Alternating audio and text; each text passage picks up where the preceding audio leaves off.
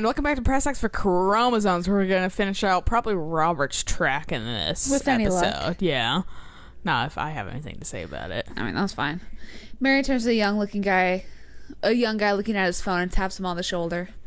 Hey, kid, fancy buying a gal a drink? I'm having at a bar. The guy looks up at her and smiles. You want to be fucking... Only if the bar is haunted. Honey, I can show you the most haunted place in town. I think I could exercise your demons. If that's what you're looking for. Don't write checks your dick can't cash, kid.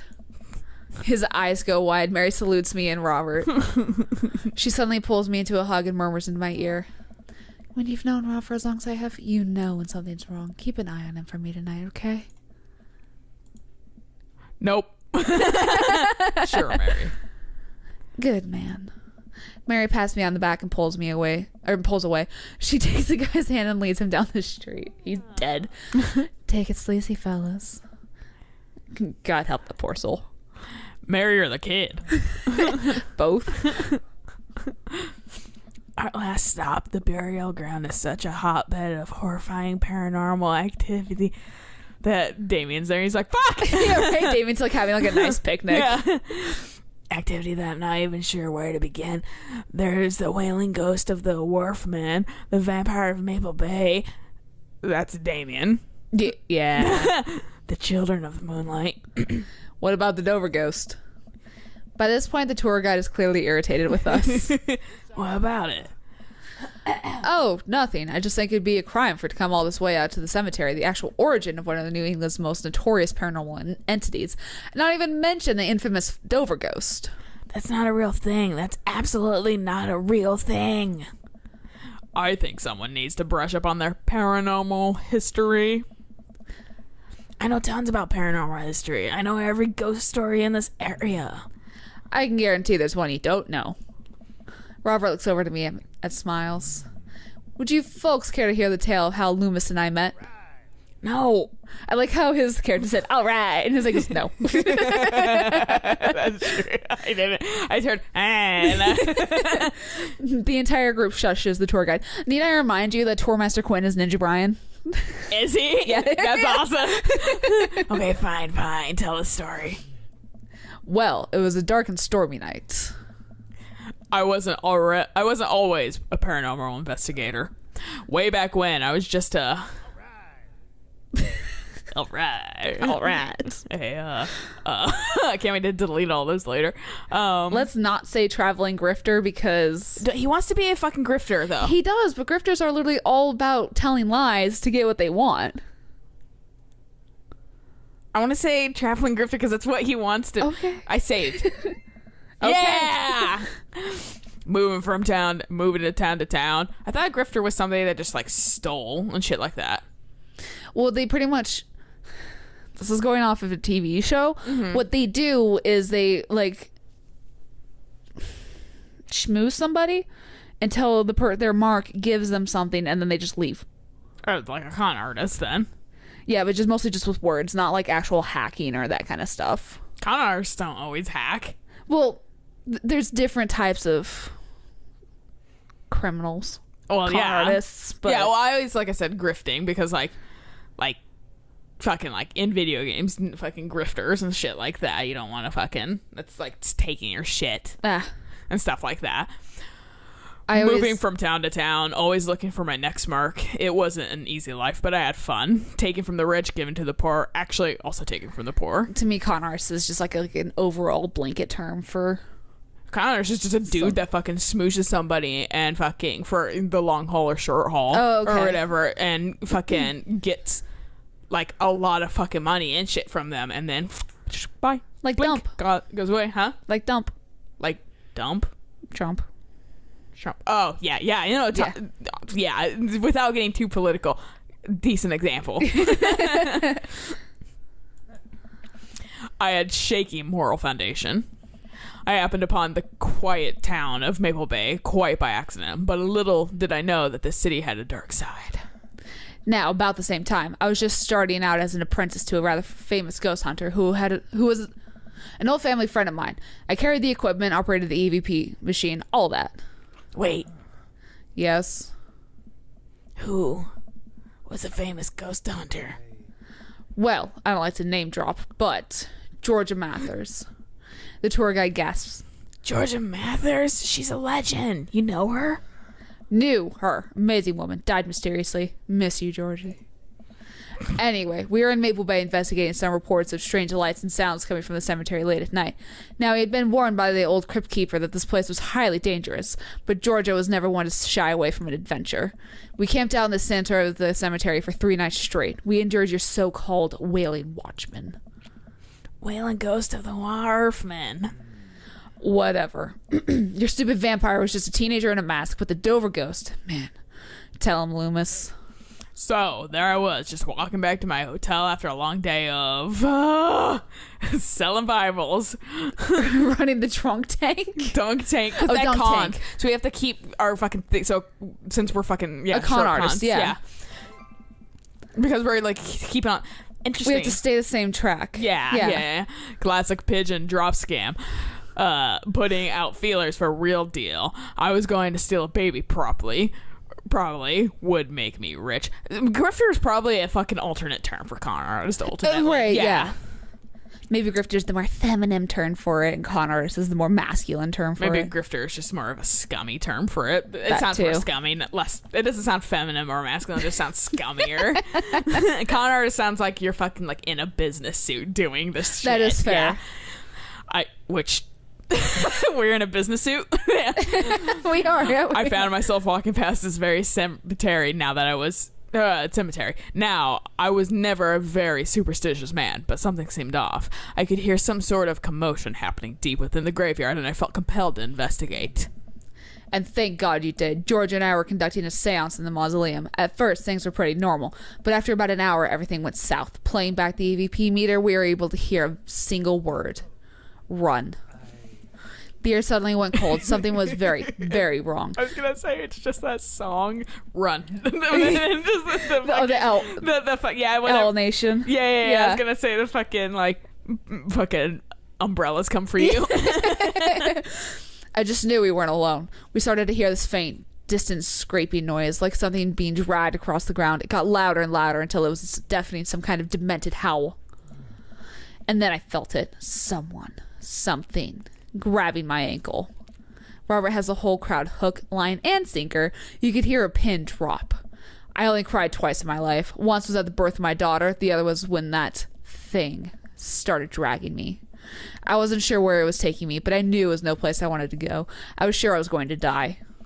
The moment I crossed the gate into the cemetery, I heard this god-awful screeching. I ran into the mausoleum just in time to see a man being pulled across the floor by... God, to this day, the mere thought of it ties my stomach into knots. It looked like a man, but like... I glanced at Robert. Fucking super tall with... like a man who didn't know what a man was supposed to look like and tried to put one together. The arms were too long. The eyes glowed red. It was like a walking shadow. What did I do? What any good person would do. I lunged for... Shoot, what was his fake name again? Davis McSturgis. Oh, but it's the first name that's different. Fuck. Isn't it David? Safe.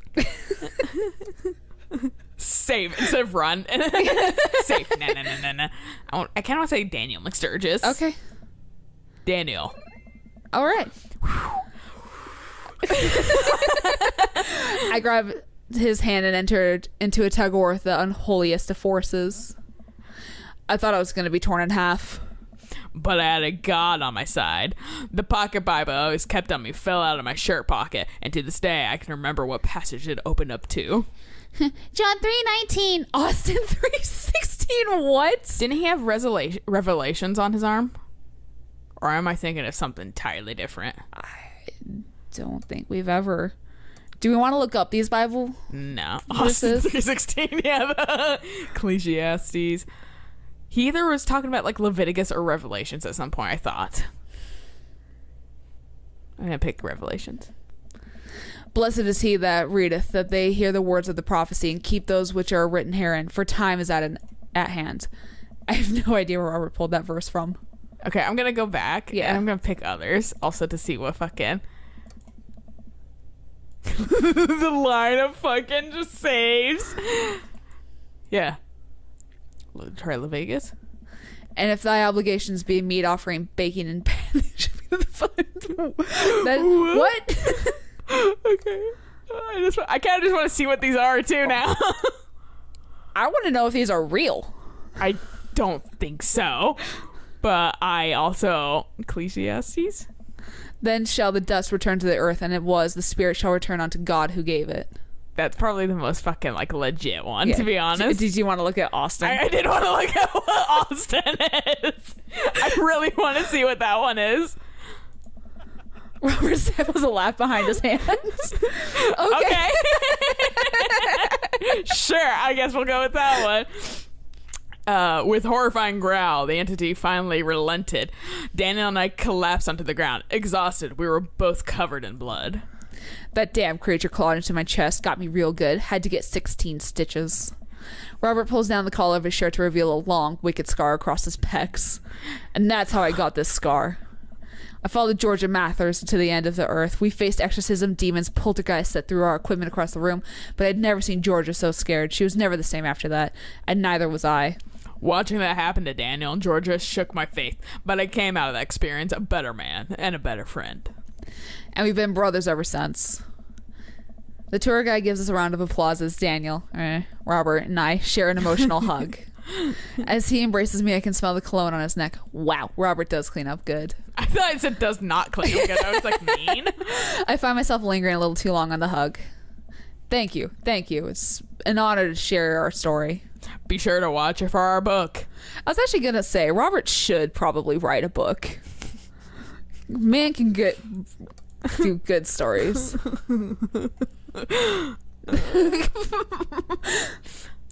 Saw a demon. Story of seeing a demon. The Bros Guide to the hottest ghosts. Okay, well, Ice Road Ghost Truckers is already a thing. It's actually a thing, so that's why I'm like, half of me wants to fucking not go with something that's actually a thing. Robert has to suppress a laugh at that one. Okay, well, they didn't give us anything. Yeah. Should we try to fucking... We can see if the other one gives us something. Anything immediately. And if not, that one's probably a good one because he laughs. Yeah. Robert has to suppress a laugh at that one.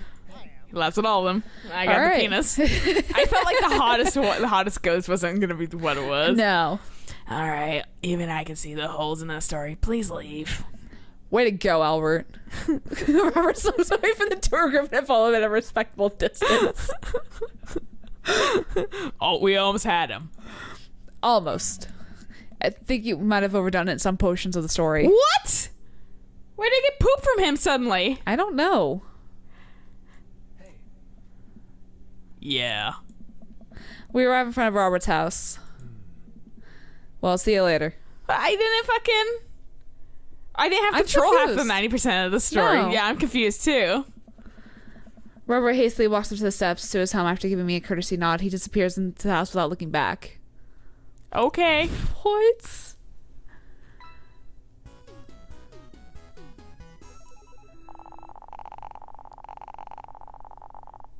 Ouch. What the fuck happened? I don't know. That's gonna take a reload. Yeah. I reloaded it. What? I don't know what that says. Something dad. Yes. Maybe. Do we have to make it through the whole like tour? That might be what it is. I think it's. We may have gotten like the instant satisfaction of the ice truckers thing. Yeah, that one. Yeah, maybe we should go with like the fucking like this one. I saw a demon. Yeah. No? Okay. What do I fucking...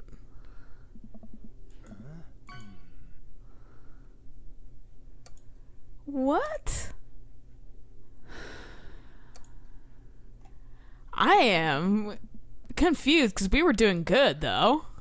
I thought we were. That's what I thought too. Okay. What? I don't understand what happened. I don't know why it's just like instant killing us. I don't either. What? Okay. I'm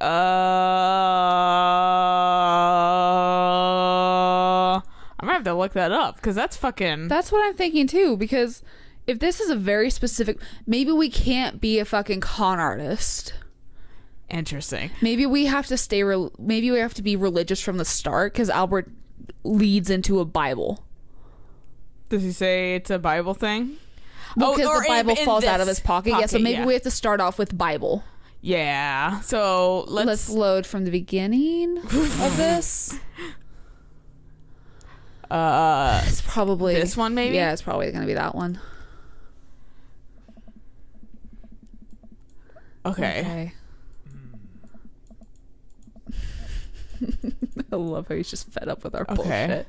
I'm gonna kind of go through fast. I'm gonna ass blast this. Well, considering we don't have a fucking Bible salesman. Okay. We don't get instant satisfaction from him, but no, but we might.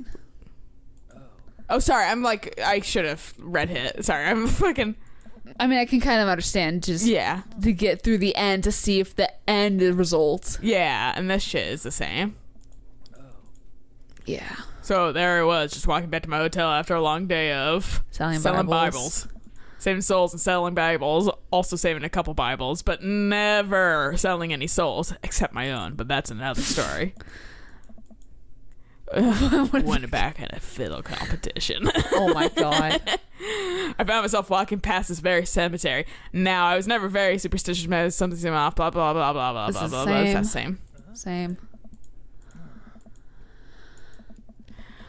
Oh, maybe we can't go with Austin's. Ecclesiastes was the best one, right? Yes.